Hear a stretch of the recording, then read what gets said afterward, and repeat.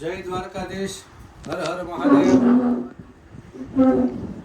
અહીંયા આપણે મહાદેવ આશ્રમમાં આપણો હિન્દુ ધર્મનો ઉત્તમ દિવસ, પુણ્યનો દિવસ એટલે કે મકર સંક્રાંતિ।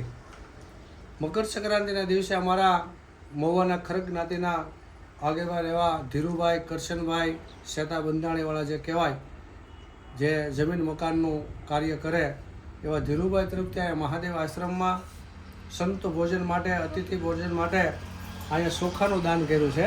એક કટ્ટો ચોખાનું દાન, અને અહીંયા અમે શિવજીને ચોખા અર્પણ કરી અને ભગવાન શિવજીને પ્રાર્થના કરીએ કે ધીરુભાઈને બધી જ મનની મનોકામના પૂર્ણ કરે, અને એના દ્વારા જે દાન દેવામાં આવ્યું એને તે સાધુ સંતો અથવા કોઈ અતિથિ અહીંયા નીકળે તો આપ તો બધાના આશીર્વાદથી અહીંયા આપણે અન્નપૂર્ણા ભંડાર એક વર્ષ દિવસ પહેલાં શરૂ કર્યો, ક્યારેક ખૂટતું જ નથી માં ભગવતીની દયાથી। તો આવા બધા દાતાઓ જે અમને આ ધર્મ કાર્યની અંદર, ભગવાનના કાર્યની અંદર મદદ કરે, અને ભગવાન શિવને પ્રાર્થના કરી કે એની બધી જ મનની મનોકામના પૂર્ણ કરે, અને એના આ દાનનું આપણે એક દાણો વાવીએ તો એના 400 દાણા ભગવાન કરી દે।